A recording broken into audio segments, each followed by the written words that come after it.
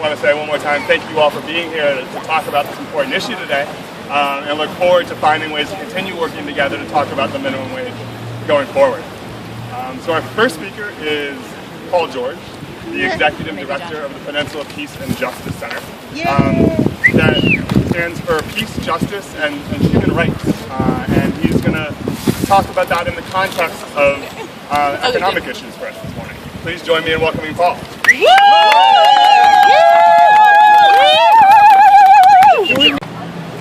Thank you, Josh. Thanks for putting this on. Thanks for everybody coming out. You know, I think learning our history is pretty important, so I thought I would look up the history of the minimum wage. Has anybody ever done that? Nope. It actually started in the late 19th century in Australia. And it was a trial. They put it on for 4 years and it applied to 6 industries. And at the end of the 4 years, it was so successful, they expanded it to 150 industries for another 4-year trial. And then it went nationwide. And they had such a good experience with it. Winston Churchill instituted it. He was a cabinet minister at the time in the early 20th century in England. And it was so successful in England, it spread through most of Europe. Roll the clock forward 3 decades, and we're finally talking about minimum wage in the United States in 1933, in the midst of the Great Depression. And Franklin Roosevelt proposed it as part of the Industrial Recovery Act. Well, the corporations came down pretty hard on this idea of a minimum wage, even though it was working everywhere else in the industrialized world. They ended up at the Supreme Court. You can probably guess how this goes. In 1935, the Supreme Court rejected the idea of a minimum wage and said it's unconstitutional. So in 1938, Roosevelt came back with the Fair Labor Standards Act and put in the minimum wage again. And this time the Supreme Court found it legal, constitutional, because they found that Congress had the right to regulate working conditions. The Fair Labor Standards Act was the same act that declared a 40-hour work week, put an end to child labor, established workplace safety rules, overtime, all the things we take for granted today. And I wanted to take a moment to mention that history because we all think of those things as rights, except for the minimum wage. But that's how it was started. It is a right. It is a working condition. It is a fair labor condition. And it needs to be raised. Yes! So what I wanted to talk about today is the larger struggle that we find ourselves engaged in, and I think the effort to get an increased minimum wage right now, not only at the federal level, but state by state, city by city, county by county, however we're going to do it. States have the right to raise their own minimum wage. This is a key part of the overall overarching movement to bring down inequality in this country, economic inequality. Now, you know, not too long ago, President Obama made a speech where he made inequality the key. And he said that economic inequality is the great issue facing us right now. And I have to agree, and I congratulate him for making that speech. But right after that speech, a lot of Democratic Party pollsters and spin doctors came to Obama and said, oh, wait a minute, don't use the word inequality. It makes the voters nervous, they said. Use the word opportunity. An opportunity society.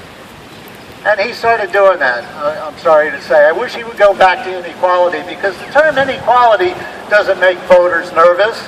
It makes the oligarchs nervous. That's why they don't want to be using the term inequality, but we do have great inequality in this country.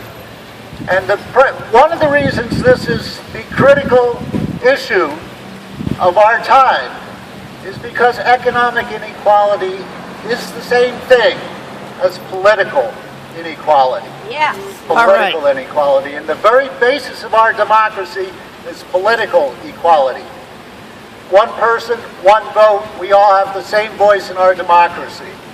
But as Franklin Roosevelt said, political equality is meaningless in the face of great economic inequality.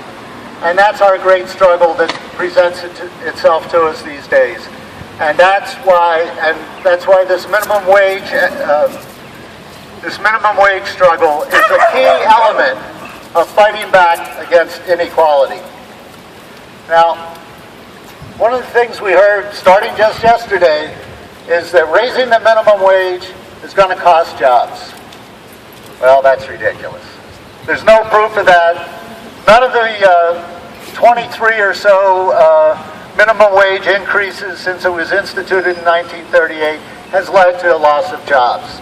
I also might mention that in the last 3 years, the CEOs of the top 500 corporations in this country have seen in 2010 a 26% increase in their wages, 2011 another 16% increase in their wages, and in 2012 yet another 16% increase in their wages. Nobody was talking about job loss when those guys got a raise, and they are almost all guys. So let's just take that off the table.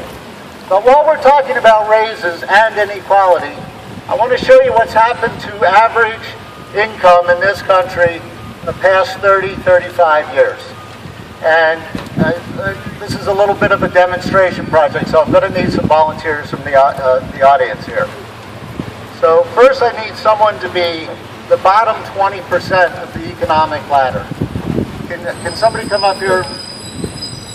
So if you'll hold this up.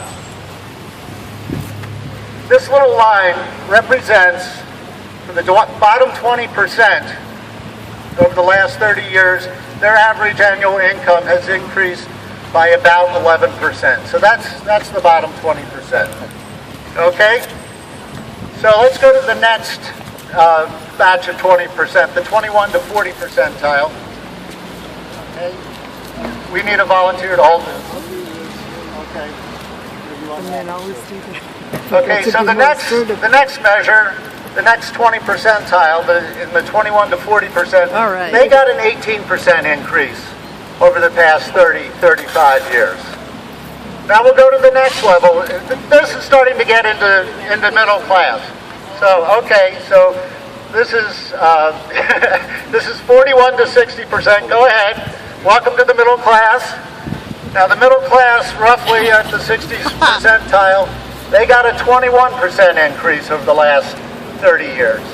Average annual income. Okay? Now we starting to get into the upper classes, the 80th percentile. We need someone for the 80th percentile. You'll step right up here. Okay. So if you'll hold up the 80th percentile there.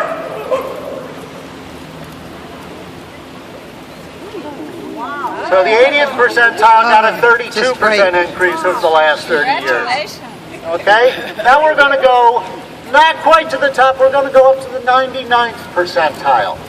And you might actually need somebody else with you there. You will need help. Top 99, up to the 99th percentile, they got a 35% increase in the last 30 years, average annual income. And now we're going to go to the top 1%.